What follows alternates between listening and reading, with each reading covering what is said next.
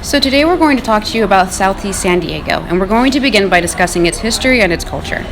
So Southeast San Diego is the result of a collection of subdivisions and additions of real estate properties purchased for the development of the city in 1870, after the acquisition of the Mexican land grants Pueblo Lands and ex-mission Rancho de San Diego Alcala. By 1885, the California Southern Railroad established a line between San Diego and National City. San Diego's population tripled as a result of the arrival of the railroad. The city underwent a decade-long building boom, but actual settlement of the new subdivisions in Southeast San Diego did not match the rate of land sales. After the boom, residential growth was slower but steady into the early 20th century because of the neighborhood's proximity to downtown, the rail lines, and the bay. Residential development during this early period was primarily concentrated west of 28th Street and included both modest wood-frame workers' cottages and large estates built by San Diego's elite. The 1915 Panama Exposition and military buildup during World War I brought new people to the city, many of whom eventually ended up settling in Southeast San Diego. During the 1920s and 1930s, the planned area experienced denser and more ethnically diverse residential development, and the popularity of the Craftsman style and Spanish-inspired revival styles heavily influenced the look of the planned area. Today, southeastern San Diego remains one of the most ethnically diverse neighborhoods in all of San Diego. There's a lot of culture and diversity packed into the neighborhoods of Southeast San Diego, as the area is home to many ethnic communities, including Latino, African Americans, Asians, and Pacific Islanders. Located between 94 and the 805 freeways, Cholas View is in an urban neighborhood named for the Cholas cactus that once covered the landscape. Market Street is the main thoroughfare and where you'll find the Jacob Center for Neighborhood Innovation and Market Creek Plaza, home to a rich array of concerts and events at an outdoor amphitheater. Market Creek Plaza is also the home of the Semper Children's Art Wall, which runs along the backside of the amphitheater. A copper inlaid tree spans the wall, decorated with hand-painted tile leaves created by more than 1,000 children living in the area.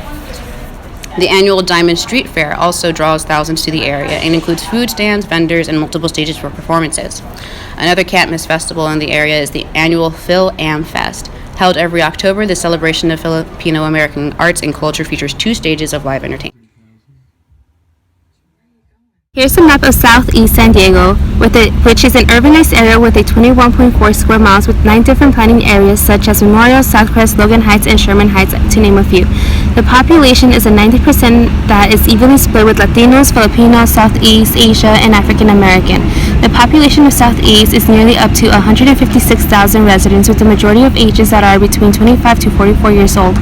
An estimation of public schools that Southeast holds has an estimation of 63% of students who are eligible for free lunch, and it is a class working area with low and middle class community. A 30.03% is the total people who completed their education that is not high school, and there is only a 12% that have their bachelor's degree, meaning there is a 94% of students who attend a public school while only 6% attend a private school. The majority of the population speak English and Spanish. There is a 38% of families who are raising their children in a single household.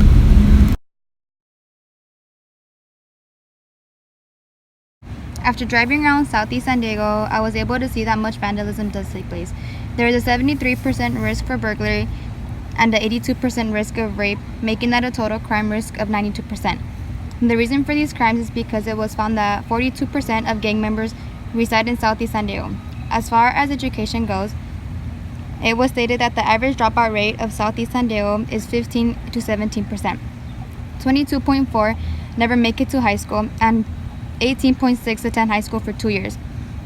8.9% of those who live in this community go to college and get an associate's degree.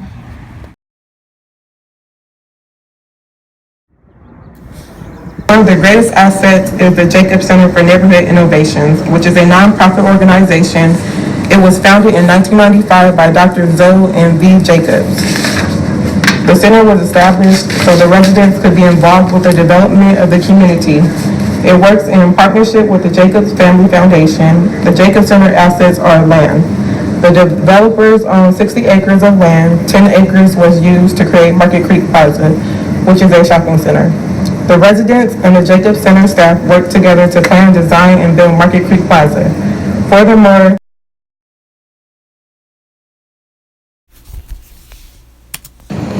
so right across the street from the Jacob Center is a place called the Writer's Spot. And what they do is they mentor the youth, and they also give the youth an opportunity to draw graffiti to keep them off the streets and keep them busy. The library offers various services to the community, such as tutoring services for the youth and classes such as yoga. They also have free HIV testing for people who don't have health insurance. It primarily serves the urban population in San Diego and surrounding cities. The programs offered are community health services and public housing, behavioral health, chronic conditions, community health, dental services, diagnostic services, emergency services, family health, family planning. The one hospital that they do have is called Paradise Valley Hospital. It has been around for about 20 plus years. And what they do is they offer services like emergency care, they have senior care, hospice care, and it's just a place to go like for the common cold. The community structure that makes up Southeast San Diego is mainly residential, composed of single-family homes and multifamily developments, combined with industrial, commercial spaces, school sites, a cemetery, and parks. Located just east of downtown, Southeast San Diego overlaps with commercial buildings, recycling centers, industrial workshops, salvage yards, tow yards, with some houses along the way, all connected by some kind of fence, security wall, or garden walls that defines each individual property. The diversity of the built environment in this community can be viewed as a strength. It has access to 3 freeways, the 94, 805, and the 15, and public transportation that runs heavily throughout each neighborhood. It is also common to see graffiti from neighborhood gangs and tagging crews throughout all the neighborhoods. The homeless population is highly visual, as well as the struggling addicts that loiter around the methadone clinic. The methadone clinic provides a legal form of heroin that is 75% potent. This allows struggling addicts to continue with their addiction. It's common to see them passed out on the street and on public transportation stops. With the high number of gang activity throughout Southeast San Diego, another area of concern is this cross street formerly known as Four Corners. Four Corners received its name after there being 4 deaths located on each corner of this cross street every month that lasted throughout the whole year. The high number of gang activity makes this Four Corners spot not a safe place for local community members to attend at night. Often burglaries do occur in this area and other crimes as well.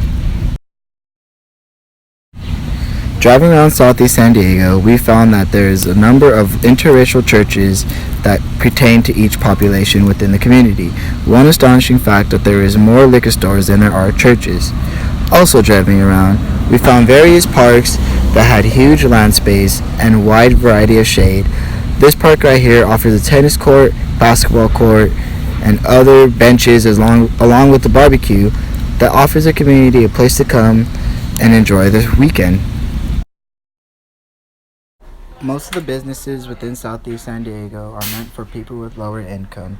You would see food places that accept EBT and more Boost Mobile compared to T-Mobile's. Tell me about the school. Like, how was it growing up in this neighborhood? Growing up in this neighborhood, it was it's a struggle. I mean, but the community has they had a lot of resources that help you get through, and it's a good community. They have good schools. How long have you lived here? I have lived in this community for 24 years. Okay. What things have changed and stayed the same? They have built a market here. It's called Market Creek Plaza, and they have businesses that are selling their products to the community. And they have a new Walgreens that has a pharmacy for people to get their medications. What do you hope to see in the future?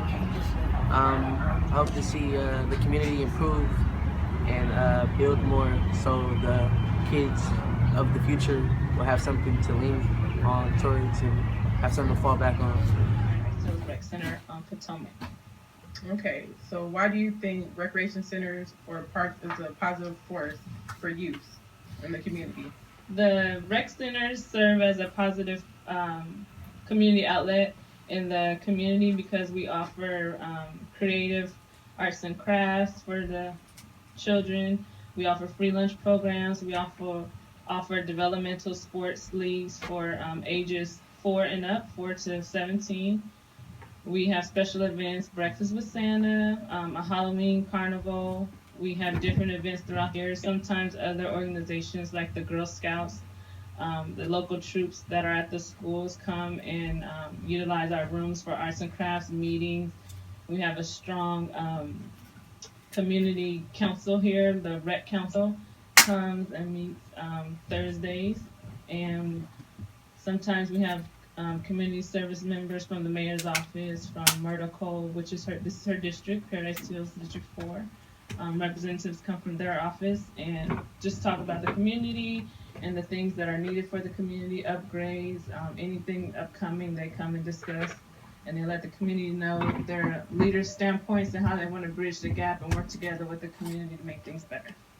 Okay, and how does that affect the youth or children? It affects the youth and children because it allows them to see what's going on in the community, if there's any gang violence or fights or anything that's upcoming, anything that's going on, they always reach the community about it. There's a My overall first impression, well, I really didn't have one, just due to that I grew up in the neighboring community, and I also lived in Southeast San Diego for a couple years, so I knew the ins and outs, the do's and don'ts. But I was kind of shocked to see the look on my classmates' face when we were doing this project, as I educated them on the what was going on within the community in itself as we were right there doing this project. So, I honestly can't really recall what my first impression of Southeast San Diego was. I'm not from San Diego, so everything is kind of new to me already. But I did notice that when we got further southeast, that the streets started to get a little bit wider. There was a lot less building coverage. So I don't know, like it had a nice, like, kind of calm feel to it. We went to this marketplace. The people there seemed really friendly. There was a trolley stop, transportation, like a science center, a library. So that really was my first impression of the area. And then as we went on, I started to see that, like, there were sort of smaller problems, like, throughout. And then after talking to the residents, I kind of confirmed those same little. So my first impression of Southeast San Diego was when we arrived at the trolley. There were a lot of homeless there, and they were talking like to the trees or to themselves, and I guess that kind of got me worried. And it wasn't until I found out about the methylene clinic that got me even more scared, because I thought there were going to be more people like that. However, after walking around, I did see that the community was connected, because there was a car wash going on with a family that supported itself, and it was a big family too.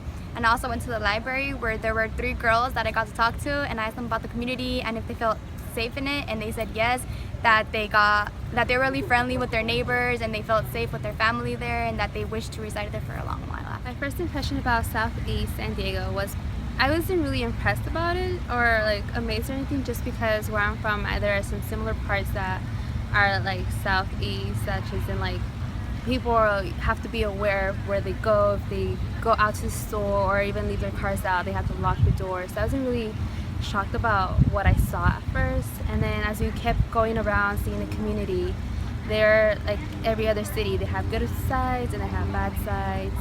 And I think overall everybody should appreciate every city, especially Southeast, and appreciate that it's a city where people are still learning and valuing their things. Not being from the San Diego area, my first impression was kind of like a little timid to go to Southeast San Diego.